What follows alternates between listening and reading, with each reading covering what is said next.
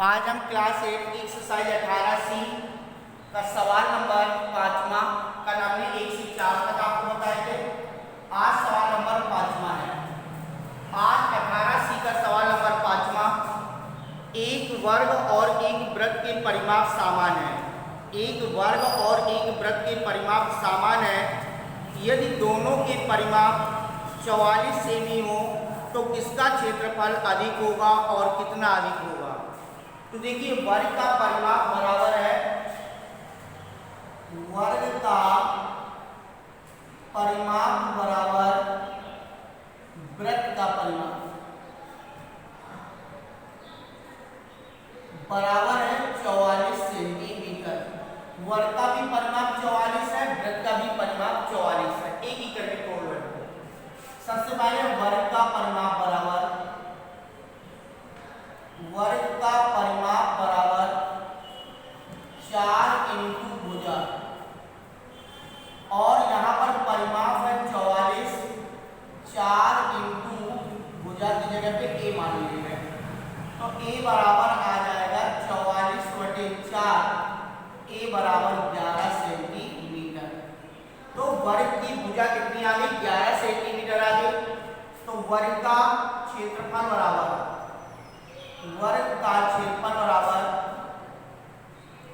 भुजा स्क्वायर, वर्ग का क्षेत्रफल बराबर भुजा स्क्वायर, और भुजा हमारी कितनी निकली? 11। तो 11 का स्क्वायर बराबर 121 सेमी स्क्वायर। ये हमारे वर्ग का क्षेत्रफल आ गया। अब हमें वृत्त का परिमाप दिया है, तो वृत्त का परिमाप से उसका क्षेत्रफल निकालना है। तो वृत्त का परिमाप बराबर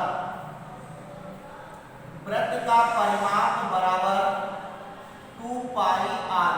वृत्त का परिमाप बराबर 2 पाई r। परिमाप ही वृत्त की परिधि होती है और परिधि उसका परिमाप है। चाहे यहाँ पर लिख लो, वर्ग का परिमाप परिधि बराबर 2 पाई r। तो ये भी आपकी कितनी है? 44। 2 इंटू 22/7 इंटू r। 22 दूनी 44, 44 काट दो, 7 का गुणा कर दो तो r बराबर आ जाएगी 7 सेंटीमीटर। यहाँ वर्ग की भुजा 11 आएगी और यहाँ वृत्त की त्रिज्या कितनी आ गई? 7 सेंटीमीटर है। तो वृत्त का क्षेत्रफल बराबर पाई आर स्क्वायर 22/7 इंटू 7 इंटू 7, 7 से 7 गुणा कर दो बराबर 154 सेमी स्क्वायर। तो देखिए, वर्ग का क्षेत्रफल 121 है, वृत्त का क्षेत्रफल 154 है। वर्ग के क्षेत्रफल से वृत्त का क्षेत्रफल अधिक है। वर्ग के क्षेत्रफल से वृत्त का क्षेत्रफल अधिक है। अब कह रहा है कितना अधिक है? तो अंतर बराबर 154 माइनस 121। इसमें वृत्त के क्षेत्रफल माइनस वर्ग के क्षेत्रफल में अंतर 3 कितने सेमी स्क्वायर का अंतर है वृत्त के क्षेत्रफल और वर्ग के क्षेत्रफल में। इसके बाद बेटा अगला सवाल है 6वां, और 6वें सवाल में कह रहा है कि एक वृत्त का क्षेत्रफल दूसरे वृत्त के क्षेत्रफल का 100 गुना है।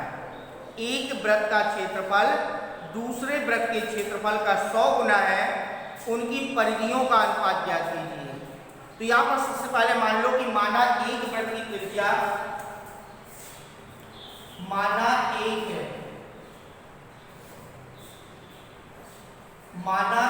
वृत्त की त्रिज्या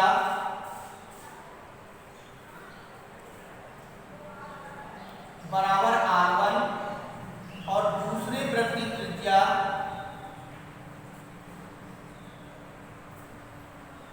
बराबर r2।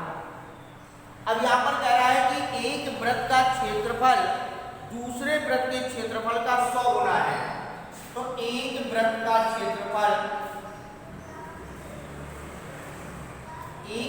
क्षेत्रफल बराबर दूसरे वृत्त का और पहले वाले वृत्त का क्षेत्रफल जो है वो 100 गुना है, तो ये 100 गुना है तो इसको भी 100 गुना कर दो, दोनों इक्वल हो जाएंगे।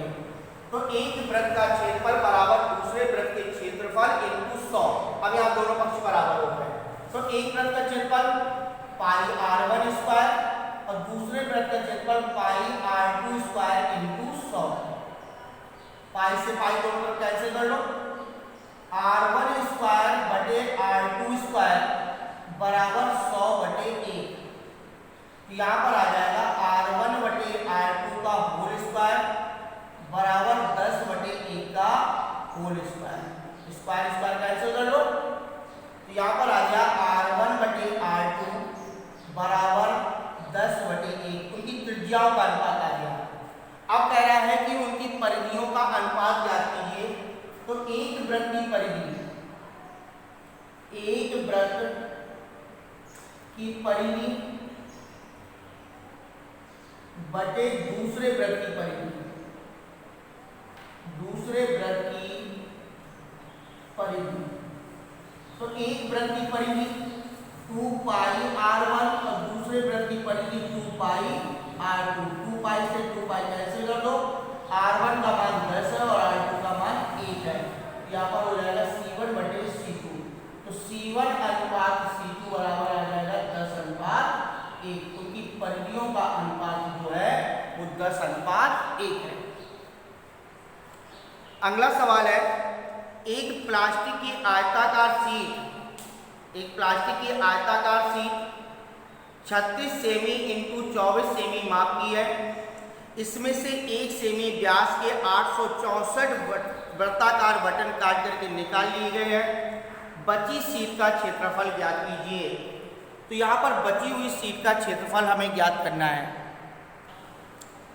तो यहाँ पर सबसे पहले कह रहा है एक प्लास्टिक की आयताकार शीट है जिसकी लंबाई है 36 और चौड़ाई है 24। ये आयताकार शीट है,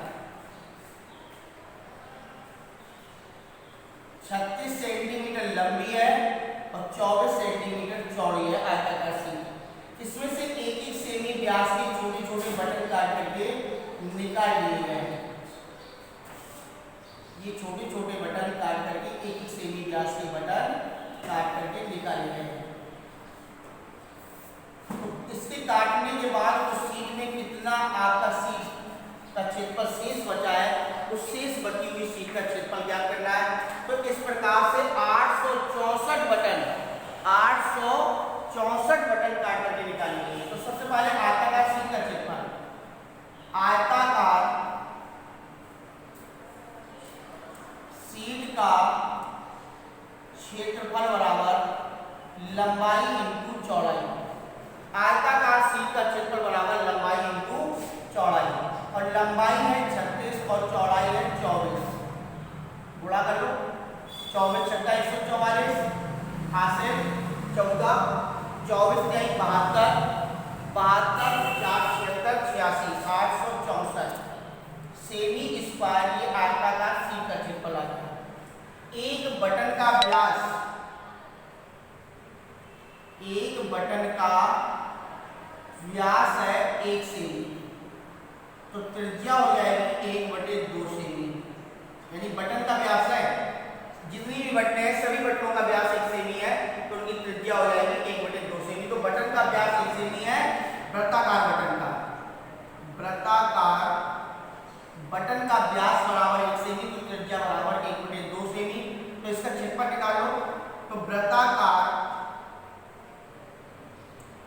बटन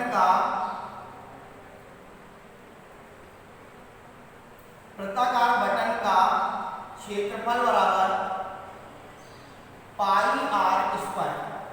वृत्ताकार बटन का क्षेत्रफल बराबर पाई r स्क्वायर। पाई की जगह पे 22/7, r 1/2 इंटू 1/2, 2 से काट लो 11, यहाँ पर 11/14 सेमी स्क्वायर एक बटन का क्षेत्रफल आ गया। इस प्रकार की कितनी बटनें काटी गई हैं? 864 बटन काटी गई हैं। तो एक बटन का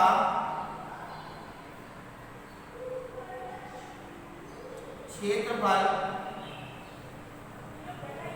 11/14 सेमी स्क्वायर, इसलिए 864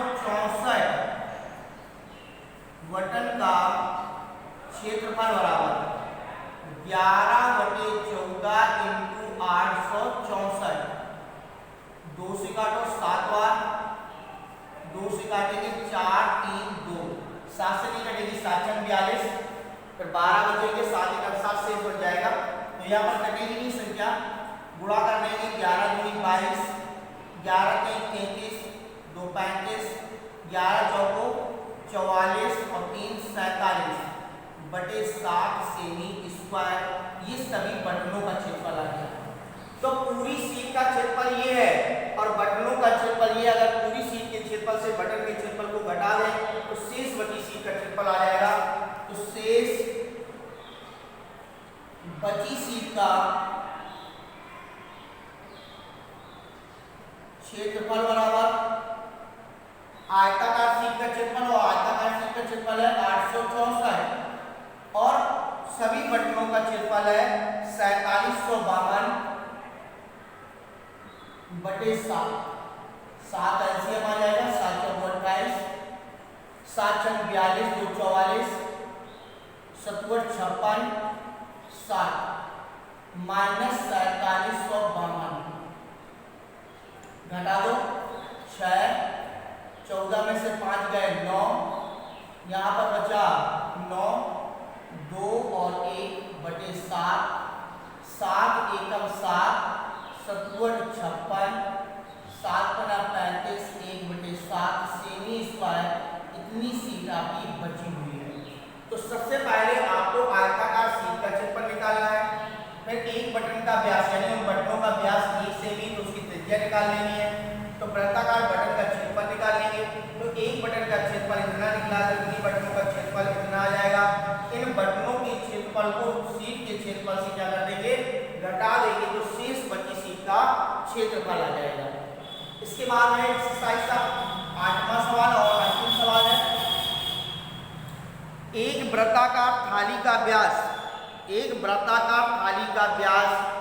28 सेमी है। उस वृत्ताकार तस्तरी का व्यास बताइए जिसका क्षेत्रफल इसका आधा है। तो वृत्ताकार थाली का व्यास 28 सेमी है, तो पहले इसका क्षेत्रफल निकालो। तो वृत्ताकार थाली का व्यास बराबर 28 सेमी, तो त्रिज्या बराबर, यहाँ पर कैपिटल आर मानिए, त्रिज्या बराबर 28/2 बराबर 14 सेमी। तो बेटा वृत्ताकार थाली का व्यास 28 सेमी है, तो त्रिज्या बराबर 14 सेंटीमीटर आ जाएगी। तो वृत्ताकार थाली का क्षेत्रफल बराबर, वृत्ताकार थाली का क्षेत्रफल बराबर पाई आर स्क्वायर। यहाँ पर 22/7, 14 इंटू 14, 7 दूनी 14, 22 दूनी 44, 14 चौको 56, 56 और 5 61, इतने सेमी स्क्वायर थाली का क्षेत्रफल आ गया। थाली का क्षेत्रफल को आधा कर दें तो तस्तरी का क्षेत्रफल निकल आएगा। तो तस्तरी का क्षेत्रफल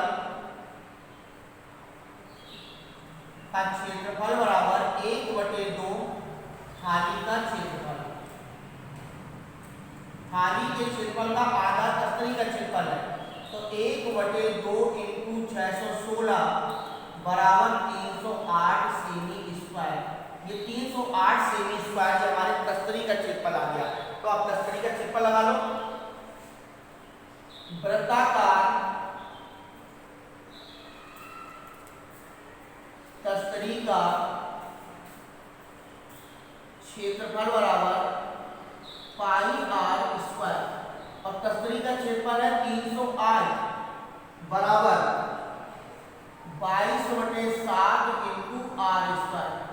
तो आर स्क्वायर बराबर 308 इंटू 7/22, 22 एकम 22 बचे 8, 22 चौको 88, आर स्क्वायर बराबर 2 इंटू 7 इंटू 7, ये फैक्टर होता है।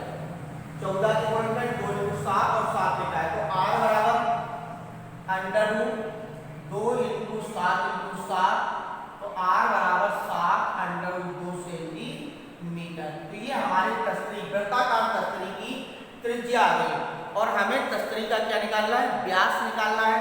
तो वृत्ताकार तस्तरी का व्यास,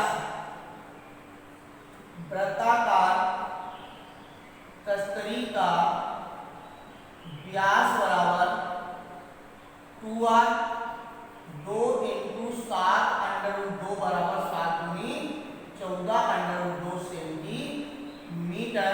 ये बेटा हमारी तस्तरी का व्यास है। तो यहाँ पर सबसे पहले आपके पास दे रखा है कि वृत्ताकार थाली का व्यास दिया है, व्यास को आधा कर देंगे, त्रिज्या बन जाएगी। उस वृत्ताकार थाली का क्षेत्रफल निकाल देंगे। थाली का जो क्षेत्रफल है वो तस्तरी के क्षेत्रफल का आधा है, तो तस्तरी का क्षेत्रफल आधा है थाली के क्षेत्रफल का, तो तस्तरी का क्षेत्रफल बराबर 1/2 थाली का क्षेत्रफल, थाली के क्षेत्रफल को आधा कर देंगे तो तस्तरी का क्षेत्रफल निकल आएगा। तो फिर तस्तरी का क्षेत्रफल लगा देंगे तो उसके द्वारा हमें त्रिज्या प्राप्त हो जाएगी और त्रिज्या को व्यास में कन्वर्ट कर देंगे। तो इस प्रकार से हम उस तस्तरी का व्यास याद कर लेंगे। आज इस क्षेत्रफल के माध्यम से सवाल नंबर 5 से लेकर के सवाल नंबर 8 तक लगाए और कल हमने 1 से 4 तक आपको बताए थे। इस प्रकार से वृत्त का क्षेत्रफल यहीं से समाप्त होता है। आगे जो अब आने वाली एक्सरसाइज है वो बेलन से संबंधित है। आपको बेलन से संबंधित सवाल अगली एक्सरसाइज में लगाने हैं।